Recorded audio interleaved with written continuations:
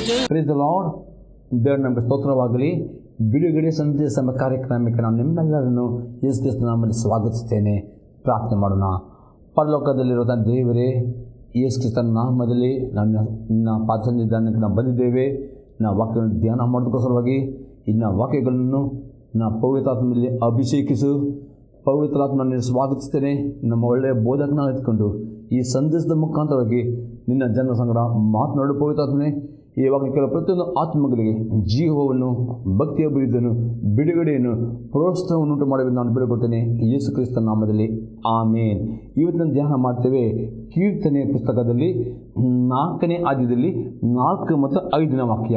ಸಾಮ್ chapter 4 and 5. ಭಯಪಡಿರಿ, ಪಾಪ ಮಾಡಬೇಡಿರಿ, ಮೌನವಾಗಿರಿ, ಹಾಸಿಗೆ ಮೇಲೆ ಇರುವಾಗ ಹೃದಯದಲ್ಲೇ ಆಲೋಚಿಸಿಕೊಳ್ಳಿರಿ, ನ್ಯಾಯವಾದ ಯಜ್ಞಗಳನ್ನು ಸಮರ್ಪಿಸಿರಿ, ಇವನಲ್ಲಿಯೇ ಭರವಸೆಯಿಡಿರಿ. ಇಲ್ಲಿ ದಾವೀದನು ಯಾಕೆ ಭಯಪಡಬೇಕು, ಯಾಕೆ ಪಾಪ ಮಾಡಬಾರದು ಮತ್ತು ಆತನೇ ಇದರ ಅರ್ಥ ಏನು ಪ್ರಿಯ? ಯಾಕೆ ದಾವೀದನು ಪ್ರಿಯ ಭಯಪಡಬಾರದು, ಪಾಪ ಮಾಡಬಾರದು ಎಂದು ಹೇಳ್ತಾನೆ? ಇದರ ಅರ್ಥ ಏನು ಮತ್ತು ಯಾವ ರೀತಿಯ ನ್ಯಾಯವಾದ ಯಜ್ಞಗಳು ಸಮರ್ಪಣೆ ಮಾಡಬೇಕು ಇದರ ಕುರಿತು ನೋಡಬೇಕು. ಮೊದಲನೇ ಸಂಗತಿ ನೋಡ್ತೇವೆ, ದೇವರಿಗೆ ಭಯಪಡುವರು ಆಗಬೇಕು.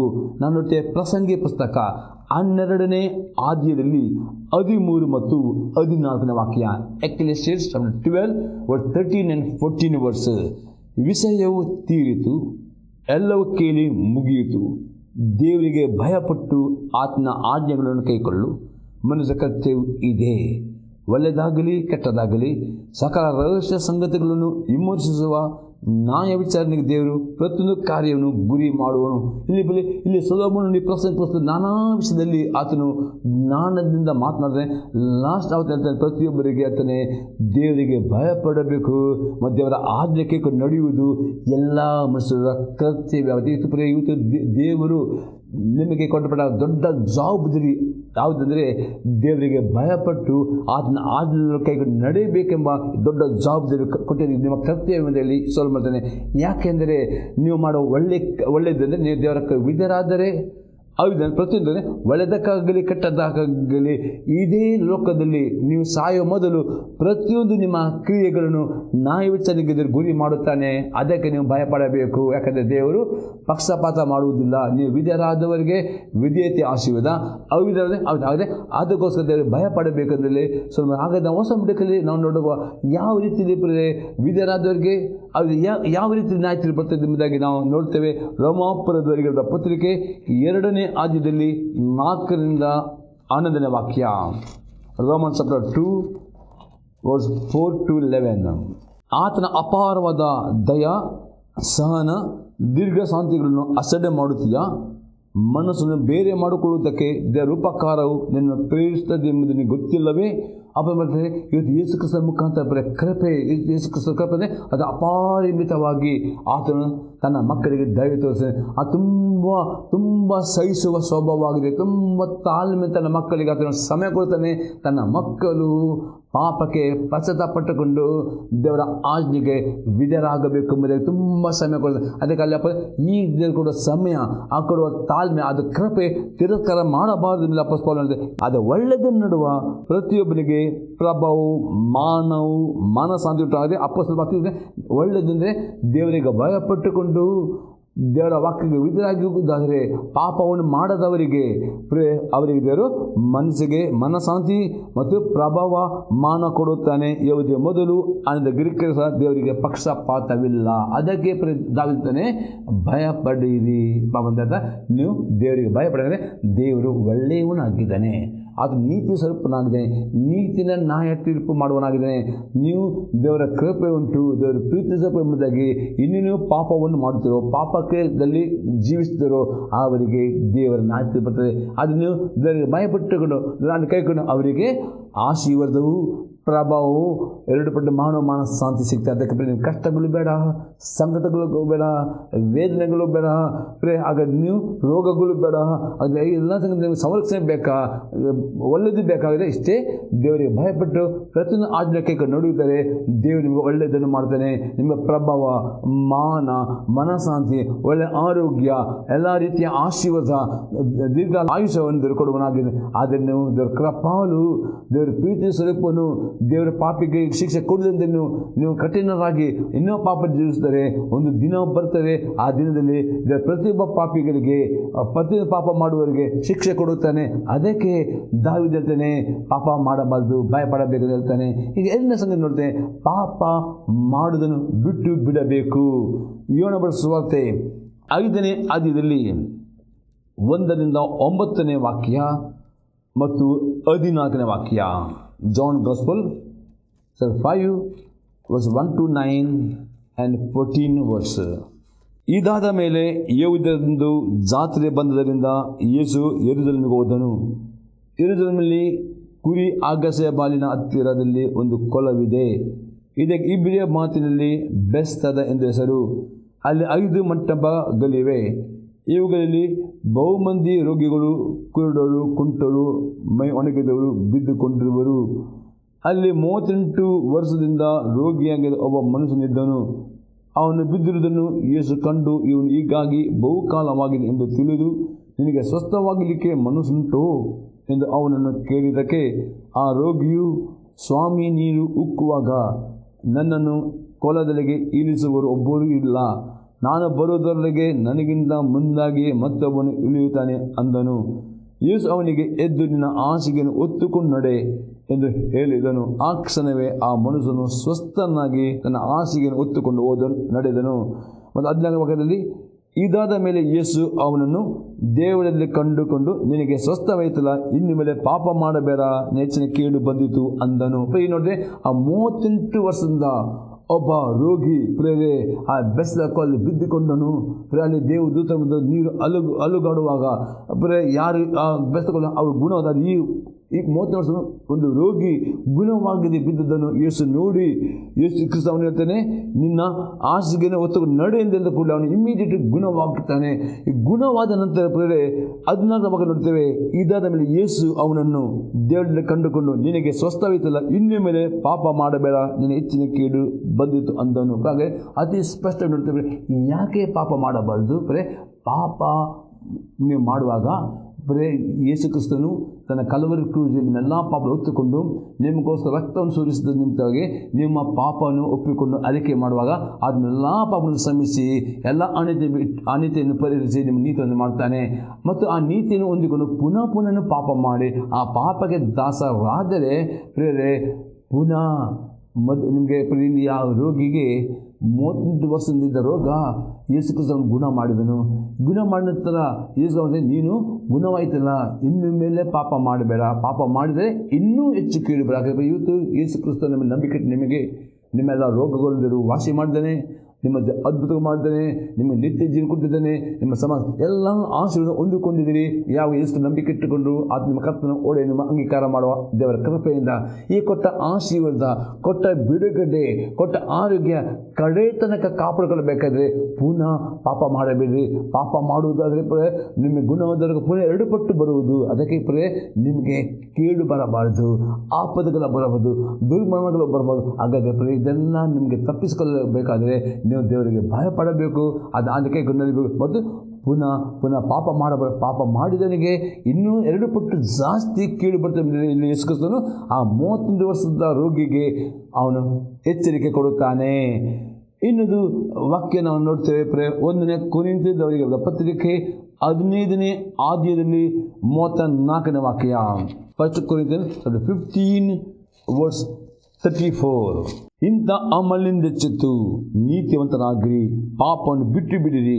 ಕೆಲವರಿಗೆ ದೇವರ ವಿಷಯದಲ್ಲಿ ಜ್ಞಾನವಿಲ್ಲ, ನಿಮಗೆ ನಾಚಿಕೆಟ್ಟಬೇಕೆಂದು ಹೇಳುತ್ತೇನೆ. ಅಪೊಸ್ತಲ ಪೌಲನು ಹೇಳ್ತಾನೆ, ಇಂಥ ಆಮಳಿನಿಂದ ಯಾರು ಪಾಪ ಮಾಡುತ್ತೀರಿ ಅವರ ಮನಸ್ಸು ಪಾಪದ ಆಮಳ್ ತುಂಬಲ್ಪಡುತ್ತದೆ. ಅದಕ್ಕೆ ನಿಮ್ಮ ಮನಸ್ಸಿಗೆ ಬಿಡುಗಡೆ ಇತ್ತು. ಅನೇಕರು ಪ್ರಿಯರೇ, ಇದು ನಿಮ್ಮ ಮನಸ್ಸಿಗೆ ಬಿಡುಗಡೆ ಇಲ್ಲ. ಕಾರಣ ನೀವು ಪಾಪ ಮಾಡಿಕೊಂಡು ಪಾಪಕ್ಕೆ ದಾಸರ ನಿಮ್ಮ ಮನಸ್ಸು ಒಂದು ಪಾಪದ ಆಮಳ್ ತುಂಬಲ್ಪಡುತ್ತದೆ. ಅದೇ ನಿಮ್ಮ ಮನಸ್ಸು ಪ್ರಾರ್ಥನೆ ಮಾಡಲಾಗುವುದಿಲ್ಲ, ಮನಸ್ಸು ಸಮಾಧಾನವಿಲ್ಲ, ಸಂತೋಷವಿಲ್ಲ, ಯಾವ ನಿರಾಸೆ, ಯಾವ ಜಿಗುಪ್ಸೆ, ಸಣ್ಣ ಸಣ್ಣ ಕೋಪಗೊಳ್ಬೋದು. ಕಾರಣ ಇಷ್ಟೇ, ಯಾವಾಗ ನಿಮ್ಮ ಮನಸ್ಸಿನಿಂದ ಆ ಪಾಪಕ್ಕೆ ನೀವು ತೆಗೆದು ಹಾಕುತ್ತಿಲ್ಲವೋ ಆ ಮನಸ್ಸು ಪ್ರೇರೆ ಯೇಸು ಕ್ರಿಸ್ತ ಅಧೀನಕ್ಕೆ ಬರುವುದಿಲ್ಲ. ಆ ಮನಸ್ಸು ಹೋರಾಟ ನಡೆದು ಅದು ಯಾವಾಗ ಪ್ರೇರೆ ಆ ಪಾಪವನ್ನು ಬಿಟ್ಟು ಬಿಡುತ್ತೀರೋ ನೀವು ನೀತಿವಂತರಾಗ್ತೀರಿ. ಆಗ ನೀತಿವಂತನಾದ ದೇವರು ಪ್ರೇರೆ ನಿಮ್ಮ ಮನಸ್ಸು, ನೀವು ಯೇಸುವಿನ ಮನಸ್ಸು ಹೊಂದಿಕೊಳ್ಳುತ್ತೀರಿ. ನಿಮ್ಮ ಮನಸ್ಸಿಗೆ ಪರಿಪೂರ್ಣ ಬಿಡುಗಡೆ, ನಿಮ್ಮ ಸಮಾಧಾನ ಸಂತೋಷ ನೆಲೆಗೊಳ್ಳುತ್ತದೆ. ಅದಕ್ಕೆ ಪ್ರೇರೆ ಪಾಪವನ್ನು ಬಿಟ್ಟು ಬಿಡಬೇಕು. ನಿಮ್ಮ ಮನಸ್ಸಿಗೆ ಸಮಾಧಾನ, ಸಂತೋಷ, ಧೈರ್ಯ, ನಂಬಿಕೆ, ಇದನ್ನು ಒಳ್ಳೆ ಆರೋಗ್ಯ ಬೇಕಾ, ದೇವರ ಆಶೀರ್ವಾದ ಆಗುತ್ತದೆ. ಪಾಪವನ್ನು ಬಿಟ್ಟು ಬಿಡಬೇಕು ಎಂಬುದಾಗಿ ಅಪೊಸ್ತಲ ಪೌಲನು ಹೇಳುತ್ತಾನೆ. 1ನೇ ಆಜ್ಞೆಯಾಗಿದೆ ವಿಧೇಯತೆ. 1ನೇ ಸಾಮುವೇಲ ಪುಸ್ತಕ 15ನೇ ಅಧ್ಯಾಯದಲ್ಲಿ 22ನೇ ವಾಕ್ಯ. 1 Samuel 15:22. ಅದಕ್ಕೆ ಸಾಮುವೇಲನು, ಯೆಹೋವನು ವಿಧೇಯತೆಗೆ ಮೆಚ್ಚುವಷ್ಟು ಯಜ್ಞ ಹೋಮಗಳಿಗೆ ಮೆಚ್ಚುತ್ತಾನೋ? ಯಜ್ಞವನ್ನು ಅರ್ಪಿಸುವಂಥ ಮಾತುಗಳು ಉತ್ತಮವಾಗಿದೆ, ಟಗರುಗಳ ಕೊಬ್ಬಿಗಿಂತ ವಿಧೇಯತೆಯು ವಿಶೇಷವಾಗಿದೆ. ಹಾಗಾದರೆ ದೇವರು ನಿಮ್ಮನ್ನು ಆಶೀರ್ವಾದ ಮಾಡಬೇಕಾ, ನಮ್ಮ ಪ್ರಾರ್ಥನೆ ಕೇಳಬೇಕಾ, ದೇವರಿಗೆ ಮೆಚ್ಚುವ ಯಜ್ಞವನ್ನು ಸಮರ್ಪಣೆ ಮಾಡಬೇಕು. ಅದು ಒಂದು ಯಜ್ಞವಾಗಿದೆ, ವಿಧೇಯತೆ ಎಂಬ ಯಜ್ಞ. ಎಷ್ಟು ದೇವರ ವಾಕ್ಯ ವಿಧೇಯತೆ ಅಷ್ಟು ದೇವರು ತನ್ನ ಮಕ್ಕಳನ್ನು ನಿಮ್ಮನ್ನು ಆಶೀರ್ವಾದ ಮಾಡ್ತಾರೆ. ವಿಧೇಯರಾದವರಿಗೆ ಈ ಭೂಮಿ ಮತ್ತು ಆಕಾಶದವರು ಸಾಕ್ಷಿ ಇರ್ತದೆ. ನೀವು ವಿಧೇಯರಾಗುವಾಗ ಈ ಭೂಮಿ ಮತ್ತು ಆಕಾಶ ನಿಮ್ಮ ಪರ ಸಾಕ್ಷಿ ಕೊಡುತ್ತೆ. ದೇವರ ವಾಕ್ಯದ ಎಲ್ಲ ಆಶೀರ್ವಾದಗಳು ನಿಮಗೆ ಸಿಗುತ್ತವೆ. 8ನೇ ಯಜ್ಞವಾಗಿದೆ, ಪಶ್ಚಾತ್ತಾಪದ ಹೃದಯವಾಗಿದೆ. ಕೀರ್ತನೆ 51 ಅದರಲ್ಲಿ 17ನೇ ವಾಕ್ಯ. ಕುಗ್ಗಿದ ಮನಸ್ಸೇ ದೇವರಿಗೆ ಇಷ್ಟ ಯಜ್ಞ. ದೇವರೇ ಪಶ್ಚಾತ್ತಾಪದಿಂದ ಜಜ್ಜದ ಮನಸ್ಸನ್ನು ತಿರಸ್ಕರಿಸಲ್ಲ. ಎರಡನೇ ಕುಗ್ಗಿದ ಮನಸ್ಸು. ಇಲ್ಲಿ ದಾವೀದನು ಇಷ್ಟದ ಅರಸನು ವ್ಯಭಿಚಾರ ಪಾಪ ಮಾಡಿದ. ಆನಂತರ ಅವನು ನರಹತ್ಯೆ ಪಾಪ ಮಾಡಿದ. ಇಂಥ ಪಾಪ ಮಾಡಿದ ಈ ಅರಸನು ತನ್ನ ಅರಮನೆಯಲ್ಲಿ ಆರಾಮಾಗಿ ವಾಸ ಮಾಡುವಾಗ ದೇವರು ನಾತಾನನ ಪ್ರವಾದಿಯನ್ನು ಕಲಿಸಿಕೊಂಡು ಆ ಪ್ರವಾದಿ ಮಾಡಿದ ಪ್ರವಾದಕ್ಕೆ ಹೇಳಿದ ದಾವೀದನು ಪರಿಪೂರ್ಣವಾಗಿ ಇದನ್ನು ಕುಗ್ಗಿಸಿಕೊಂಡು ಬಂದು ತನ್ನ ಪಾಪಕ್ಕೆ ಪಶ್ಚಾತ್ತಾಪಟ್ಟನು ಮತ್ತು ತೀರ್ಮಾನ ಮಾಡಿದನು, ಇನ್ನು ದೇವ ಸಾಯುವವರೆಗೆ ನನಗೆ ಪಾಪ ಮಾಡುವುದಿಲ್ಲ. ಇದು ಆಗಿದೆ ದೇವರ ಮೆಚ್ಚು. ಇವತ್ತು ಅನೇಕರು ನಿಮ್ಮ ಜೀವಿತದಲ್ಲಿ ಕೆಲವು ಗುಪ್ತವಾದ ಪಾಪಗಳು ಮಾಡಿಕೊಂಡಿದ್ದೀರಿ. ಅನೇಕರು ಗಂಡ ಹೆಂಡತಿ ಮಧ್ಯದಲ್ಲಿ ಅನೇಕರು ಗಂಡದ ಹೆಂಡತಿ ಗೊತ್ತಿಲ್ಲದೆ ಗುಪ್ತವಾಗಿ ಬ್ಲೂ ಫಿಲ್ಮ್ ಪೊರ್ನೋಗ್ರಫಿ ನೋಡಿ ವ್ಯಭಿಚಾರ ಮಾಡುವುದಾದರೆ ಈ ಸಮಯದಲ್ಲಿ ದೇವರು ಹೇಳ್ತಾನೆ, ಪವಿತ್ರವಾಗ್ತಾನೆ, ನಿಮ್ಮ ಪಾಪಗಳು ಯಾರಿಗೆ ಗೊತ್ತಿಲ್ಲದಿರಬಹುದು, ಆದರೆ ದೇವರ ಮುಂದೆ ಅದು ಇರ್ತದೆ. ಅಂದರೆ ದಾವೀದನ ಮಾಡಿದ ಪಾಪ ಯಾರಿಗೆ ಗೊತ್ತಿಲ್ಲ, ಅದು ಗುಪ್ತವಾಗಿ ಮಾಡಿದ ಪಾಪ. ಅವನು ದೊಡ್ಡ ಅರಸನು, ಆದರೆ ದೇವರಿಗೆ ಗೊತ್ತಿತ್ತು. ಅದು ದೇವರು ನಾತಾನೆಂಪರಾಗಿ ಇರುತ್ತದೆ. ದೇವರ ಆತ್ಮನು ಈ ಸಂದ ಮುಖಾಂತರವಾಗಿ ನೀವು ಈ ಸಂದ ಅನೇಕರು ನಿಮ್ಮ ಹೆಂಡತಿ ಗೊತ್ತಿಲ್ಲದೆ ಗಂಡ ನಾನಾ ರೀತಿ ಗುಪ್ತದ ಪಾಪಗಳು ಮಾಡಿ ಬಚ್ಚಿಟ್ಟುಕೊಳ್ಳಬಹುದು. ಆದರೆ ಸೊಲೊಮೋನನ 28ನೇ ಆದ್ಯದಲ್ಲಿ 13ನೇ ವಾಕ್ಯದಲ್ಲಿ ಪಾಪಗಳನ್ನು ಮುಚ್ಚಿಕೊಳ್ಳುವವನಿಗೆ ಶುಭ. ಎಷ್ಟು ತನ್ನ ಪಾಪವನ್ನು ಮುಚ್ಚಿಕೊಳ್ಳುವುದು ಅಷ್ಟು ನಿಮಗೆ ಶುಭವು ಬರುವುದಿಲ್ಲ. ಅವನು ಉಪ್ಪಿಯನ್ನು ಬಿಟ್ಟು ಬಿಡುವವನಿಗೆ ಕರುಣೆ ದೊರೆಯುತ್ತದೆ. ಅದು ಉಪ್ಪು ಬಿಟ್ಟು ಬಿಡಬೇಕಂದ್ರೆ ಕುಗ್ಗಿದ ಮನಸ್ಸನ್ನು ಪರಿಪೂರ್ಣ ಕುಗ್ಗಿಸಿಕೊಂಡು ದೇವರ ಪಶ್ಚಾತ್ತಾಪ ಪಡಬೇಕು ಮತ್ತು ದೇವರ ಒಡಂಬಡಿ. ಇನ್ನು ಮುಂದೆ ದೇವ ನಾನು ಪುನಃ ಅಂಥ ಪಾಪ ವ್ಯಭಿಚಾರ ಪಾಪ ಮಾಡೋದು, ನೀನು ವ್ಯಭಿಚಾರ ಮಾಡುವುದಿಲ್ಲ, ಯಾವುದಪ್ಪ ಇನ್ನು ಅಂಥ ಪಾಪವನ್ನು ನಾನು ಮಾಡುವುದಿಲ್ಲ, ಈ ಪಾಪ ನಾನು ಬಿಟ್ಟೇ ಬಿಡುತ್ತೇನೆ, ಇನ್ನು ಪಾಪ ಮಾಡಿದ ಕೃಪೆಯನ್ನು ಕೊಡುವಂತೆ ಆ ರೀತಿಯ ಒಡಂಬಡಿಕೆ ಮಾಡಬೇಕು. ಆ ರೀತಿಯಿಂದ ದೇವರ ಮಾತುಗಳಿರಬೇಕು, ಆ ರೀತಿಯ ಪ್ರತಿಜ್ಞೆ ಮಾಡಬೇಕು ಮತ್ತು ಸಹಜ ಪಾಪನ ಮಾಡಬಾರ್ದು. ಆವಾಗ ಮಾತ್ರ ದೇವರ ಕರುಣೆ, ದೇವರ ಆಶೀರ್ವಾದ, ಬಿಡುಗಡೆ ಎಲ್ಲ ಪ್ರಾರ್ಥನೆ ಉತ್ತರ ನಿಮಗೆ ದೇವರು ಕೊಡುವನಾಗಿದೆ. ಈ ಯಜ್ಞ ಕುಗ್ಗಿದ ಮನಸ್ಸಿನ ಮೆಚ್ಚುತ್ತಾನೆ.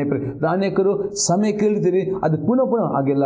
ಸಮಯ ಕೇಳಿ ಮಾತ್ರ ಒಡಂಬಡಿಕೆ ಮಾಡಬೇಕು, ಪುನಃ ಪಾಪನ ಮಾಡ, ಅದು ಕುಗ್ಗಿದ ಮನಸ್ಸವರಿಗೆ ಮೆಚ್ಚುವ ಯಜ್ಞ ದಾವೀದನು ಹೇಳ್ತಾನೆ.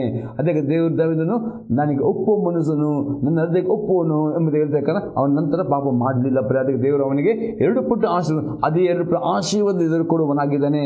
4ನೇ ಯಜ್ಞವಿದೆ, ಫಿಲಿಪಿಯವರಿಗೆ ಪತ್ರಿಕೆ 4ನೇ ಅಧ್ಯಾಯದಲ್ಲಿ 18ನೇ ವಾಕ್ಯ.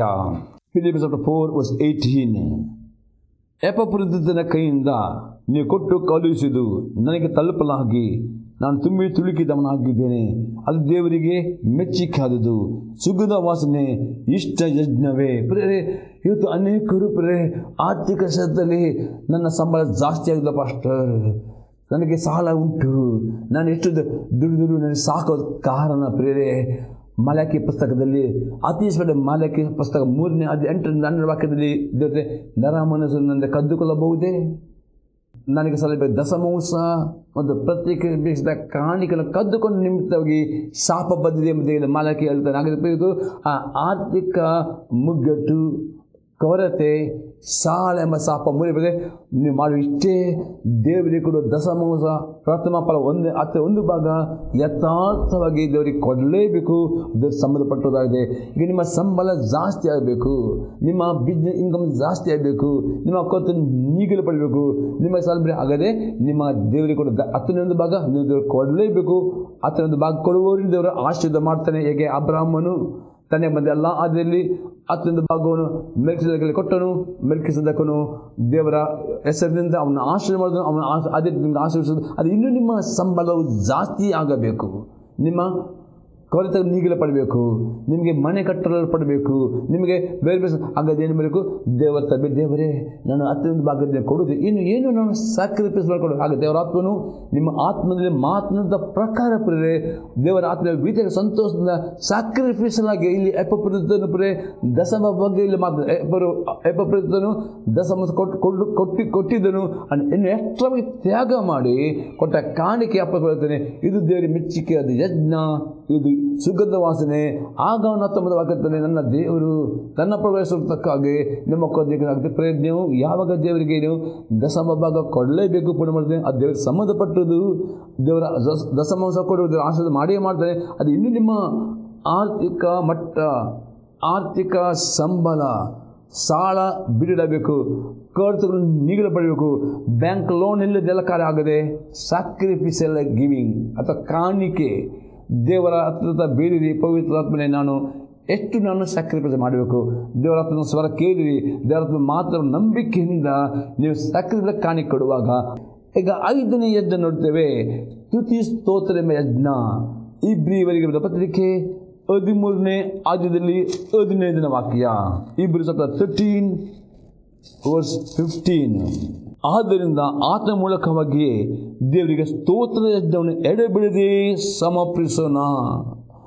ಆತನು ಕರ್ತನೆಂದು ಬಾಯಿಂದ ಪ್ರತಿಜ್ಞೆ ಮಾಡುವುದೇ ನಾವು ಅರ್ಪಿಸುವ ಯಜ್ಞವಾಗಿದೆ.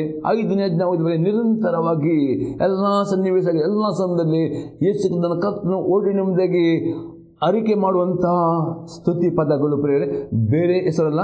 ತಂದೆ ಮಗ ಪವಿತ್ರ ಮಹಿಮೆ ತರುವಂತಹ ಸ್ತುತಿ ಪದಗಳು.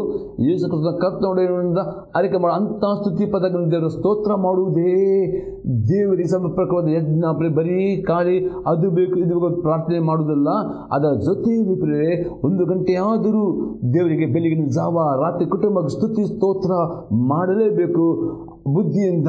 ಅದು ದೇವರಿಗೆ ಮೆಚ್ಚುವ ಸ್ತೋತ್ರ ಎಂಬ ಯಜ್ಞ. ಅದು ದೇವರು ಮೆಚ್ಚುವಾಗ ದೇವರು ಪರಲೋಕ ತೆರೆಯುತ್ತಾನೆ. ನಿಮ್ಮ ಕುಟುಂಬದಲ್ಲಿ ದೇವರ ಆಶೀರ್ವಾದವು ನೆಲೆಗೊಳ್ಳುವುದು ಆಗಿದೆ. 6ನೇ ಯಜ್ಞವಾಗಿದೆ. ಇಬ್ರಿಯವರಿಗೆ ಬರೆದ ಪತ್ರಿಕೆ 13ನೇ ಅಧ್ಯಾಯದಲ್ಲಿ 16ನೇ ವಾಕ್ಯ. ಇದಲ್ಲದೆ ಪರೋಪಕಾರವನ್ನು ಧರ್ಮ ಮಾಡುವುದನ್ನು ಮರೆಯಬೇಡಿರಿ, ಇದೇ ದೇವರಿಗೆ ಸಮರ್ಪಕವಾದ ಯಜ್ಞಗಳು. ನೋಡ್ತೇವೆ, ದಶಮಾಂಶ ಬೇರೆ, ಕಾಣಿಕೆ ಬೇರೆ, ಇನ್ನೂ ಸ್ಯಾಕ್ರಿಫೈಸಲ್ ಆಗಿ ಬೇರೆಯವರಿಗೆ ಸೇವೆಗೆ ಕೊಡುವುದು ಅಥವಾ ದೇವರ ಸಭೆಯ ಕಟ್ಟಡದಲ್ಲಿ ಕೊಡುವುದು. ಈ ರೀತಿ ನೀವು ಕೊಡುವ ಇನ್ನೂ 3rd part. First part 1/10, second part ಕಾಣಿಕೆ, 3rd ಪಾರ್ಟ್ ಆಗಿದೆ. ಇನ್ನೂ ಸ್ಯಾಕ್ರಿಫೈಸಲ್ ಆಗಿ ಇನ್ನೂ ಕೊಡುವಾಗ ಇನ್ನೂ ನಿಮ್ಮ ಸಂಬಳವು ಜಾಸ್ತಿ. ಅದಕ್ಕೆ ಅಪೊಸ್ತಲ ಪೌಲನು 2 ಕೊರಿಂಥದವರ ಪತ್ರಿಕೆ 9ನೇ ಅಧ್ಯಾಯದಲ್ಲಿ 6ನೇ ವಾಕ್ಯದಲ್ಲಿ ಇರುತ್ತೆ, ಸ್ವಲ್ಪವಾಗಿ ಬಿತ್ತುವವನು ಬೆಳೆಸೋದು. ಅಂದರೆ ಎಷ್ಟು ನೀವು ಬಿತ್ತು ಅಷ್ಟು ಹೆಚ್ಚಾಗಿ ಬಿತ್ತಂದರೆ ನೀವು ದಶಮಾಂಶ ಬಿತ್ತಿದ್ದೀರಿ. ಕಾರಣ ಇನ್ನೂ 3ನೇ ಪಾಠ ಇನ್ನೂ ಹೆಚ್ಚಾಗಿ ಹೆಚ್ಚು ನೀವು ದೇವರಿಗೆ ಕೊಡೋ ದಶಮಾಂಶ ಕಾಣಿಕೆ. ಇನ್ನೂ ಇದು 3rd ಪಾರ್ಟ್ ಆಗಿ ಕೊಡುವ ಕಾಣಿಕೆ ದೇವರು ಮೆಚ್ಚುತ್ತಾನೆ. ಆಗ ಎಲ್ಲ ರೀತಿಯ ಆಯುಷ್ಯ ಮಾಡಿಕೊಂಡು ಯಾವ ಕೊರತೆ ಯಾವ ಸಾಲ ಇಲ್ಲದೆ ಅಬ್ರಹ್ಮನಾಗೆ ಆಶೀರ್ವಾದ ಹೊಂದಿಕೊಳ್ಳುತ್ತೀರಿ. ಅದು ಪರೋಪಕಾರ ದಾನ ಮಾಡೋದು. ಇದು ಯಜ್ಞ. ದೇವರ ಏನು ಮಾಡುತ್ತೀರಿ ಮಾತ್ರ ಸಂತೋಷದಂತೆ ಕೊಡಬೇಕು. ಅಪ್ಪಳ್ತೇನೆ ನೀವು ಗುಣಗುಟ್ಟಿ ಒತ್ತಡ ಕೊಟ್ಟರೆ ಅದು ಕಾಣಿಕೆ ದೇವ. ನೀವು ಸಂತೋಷದಲ್ಲಿ ಮೊದಲು ನೀವು ಪ್ರಾರ್ಥನೆ ಮಾಡಬೇಕು. ದೇವರ ಆತ್ಮನೇ ನನ್ನ ಸಂಬಳ ಜಾಸ್ತಿ ಮಾಡಬೇಕವ, ನನಗೆ ಸಂಬಳ ಸಾಕಾಗುವುದಿಲ್ಲ. ಎಷ್ಟು ಜಾಸ್ತಿ ಮಾಡಬೇಕು ದೇವ್ರ ಎಷ್ಟು ಬೇಡಿ. ಆಗ ದೇವರಾತ್ಮನು ಎಷ್ಟು ಕೊಡಬೇಕು ಕಾಣಿಕೆ ಅಷ್ಟು ಕೊಡಿ. ಮತ್ತು ಇನ್ನೂ ನಿಮಗೆ ಇನ್ನೂ ಜಾಸ್ತಿ ಬೇಕು ದೇವರಾತ್ಮನೆ. ಇನ್ನು ನಾನು ಥರ್ಡ್ ಪಾರ್ಟ್ ಆಗಿ, ಸೆಕೆಂಡ್ ಪಾರ್ಟ್ ಅಲ್ಲ, ಥರ್ಡ್ ಪಾರ್ಟ್ ಆಗಿ ದೇವ ಇನ್ನು ಎಕ್ಸ್ಟ್ರಾವಾಗಿ ಆಗ್ಬೋದು. ನಿಮ್ಮ ಸಭೆಯ ಕಟ್ಟಡ ಕಟ್ಟಲಿಕ್ಕೂ ಅಥವಾ ದೇವರ ಏನು ಇನ್ನೂ ಸಕ್ರಿಯ ಕೊಡಿರಿ. ನೋಡಿ ಬಿಡಿ, ಅದ್ಭುತಗಳು ನಿಮ್ಮ ಜೀವಿತದಲ್ಲಿ ಆರ್ಥಿಕ ಅದ್ಭುತಗಳು ಸಾಲ ಬಿಡುಗಡೆ ದೇವರು ಮಾಡುವನಾಗಿದೆ. ಇದು ದೇವರು ಮೆಚ್ಚುವ ಯಜ್ಞಗಳಾಗಿವೆ. ಏಳನೇ ಯಜ್ಞವಾಗಿದೆ ಪ್ರಾರ್ಥನೆ ಎಂಬ ಯಜ್ಞವಾಗಿದೆ. ಪ್ರಕಟಣೆ ಗ್ರಂಥ 8ನೇ ಅಧ್ಯಾಯದಲ್ಲಿ 3-5 ವಾಕ್ಯ, Revelation 8:3-5. ಆಮೇಲೆ ಮತ್ತೊಬ್ಬ ದೇವದೂತನು ಬಂದು ಯಜ್ಞವೇದಿಯ ಬಳಿಯಲ್ಲಿ ನಿಂತನು. ಅವನ ಕೈಯಲ್ಲಿ ಚಿನ್ನದ ಧೂಪವಿತ್ತಿತ್ತು. ಸಿಂಹಾಸನದ ಮುಂದನ ಚಿನ್ನದ ಧೂಪವೇದಿಯ ಮೇಲೆ ದೇವಜನರೆಲ್ಲರ ಪ್ರಾರ್ಥನೆಗಳ ಜೊತೆಯಲ್ಲಿ ಸಮರ್ಪಿಸುವುದಕ್ಕಾಗಿ ಅವನಿಗೆ ಬಹಳ ಧೂಪ ಕೊಡಲ್ಪಟ್ಟಿತು. ಆಗ ಧೂಪದ ಹೊಗೆಯು ದೇವದೂತನ ಕೈಯೊಳಗಿಂದ ಹೊರಟು ದೇವಜನರ ಪ್ರಾರ್ಥನೆಗಳೊಂದಿಗೆ ಕೂಡಿ ದೇವರ ಸನ್ನಿಧಿಗೆ ಏರಿ ಹೋಯಿತು. ತರುವೆ ಆ ದೇವದೂತನು ಧೂಪರತಿ ತೆಗೆದುಕೊಂಡು ಯಜ್ಞವೇದಿಯ ಮೇಲಿದ್ದ ಕೆಂಡಗಳಿಂದ ತುಂಬಿಸಿ ಭೂಮಿಗೆ ಬೀಸಾಡಿದನು. ಆಗ ಗುಡುಗುಲು, ವಾಣಿಗಳು, ಮಿಸಲು, ಭೂಕಂಪವು ಉಂಟಾದವು. ಏಳನೇ ಯಜ್ಞ ಆಗಿದೆ ನೀವು ಮಾಡುವ ಪ್ರಾರ್ಥನೆ ಆಗಿದೆ. ವ್ಯಕ್ತಿಕವಾಗಿ, ಕುಟುಂಬವಾಗಿ ಸಮಯ ಮಾಡುವ ಪ್ರಾರ್ಥನೆ ಯಜ್ಞ ದೇವರು ಮೆಚ್ಚಿಕೊಂಡು ಅನೇಕ ಅದ್ಭುತಗಳು ದೇವರು ಮಾಡುವನಾಗಿದೆ. ದೇವರು ನಮ್ಮ ಸ್ತೋತ್ರ. ಆದರೆ ಈ ರೀತಿ ದೇವರೇ ನೀವು ಪಾಪ ಮಾಡಬಾರದು, ಭಯ ಪಡಬೇಕು, ಪಾಪ ಮಾಡಬಾರ್ದು. ದೇವರ ಯಜ್ಞ ಸಂಭವಿಸುವ ದೇವರು 100% ನಿಮ್ಮನ್ನು ಆಶೀರ್ವಾದ ಮಾಡ್ತಾನೆ. ದೇವರು ನಮ್ಮ ಸ್ತೋತ್ರವಾಗಲಿ. ಈ ನಿಮ್ಮಲ್ಲಿ ಉತ್ತೇಜನವಾಗಿದೆ. ಆದರೆ ನಿಮ್ಮ ಅಭಿಪ್ರಾಯ ತಿಳಿಸಿರಿ, ನಾವು ಪ್ರಾರ್ಥನೆ ಮಾಡೋಣ. ತಂದೆ ದೇವನಿಗೆ ಸ್ತೋತ್ರವನ್ನು ಕೊಂಡಾಡ್ತೇನೆ ದೇವ. ಇದರ ಪ್ರತಿ ವೀಕ್ಷಕರನ್ನು ದೇವ ನಿನಗೆ ಮೆಚ್ಚುವ ಯಜ್ಞ ಸಮರ್ಪಣೆ ಮಾಡೋದಕ್ಕೆ, ನಿನಗೆ ಭಯಪಟ್ಟು ಎಲ್ಲ ಅಡ್ಡ ಕೈಕೊಂಡು ನೋಡೋದಕ್ಕೆ, ಪಾಪದ ಬಿಟ್ಟು ಕೃಪೆಯನ್ನು ಕೊಡಬೇಕು. ಪ್ರತಿಯೊಬ್ಬರು ದೇವರು ನೀನು ಆಶೀರ್ವದಿಸಬೇಕು. ಎಲ್ಲ ಸಾಲದಿಂದ ಆರ್ಥಿಕ ಮುಖದಿಂದ ಬಿಡುಗಡೆ ಕೊಡಬೇಕು ಬೇಡ್ಕೊಳ್ತಾನೆ ಯೇಸು ಕ್ರಿಸ್ತನ ನಾಮದಲ್ಲಿ, ಆಮೇನ್.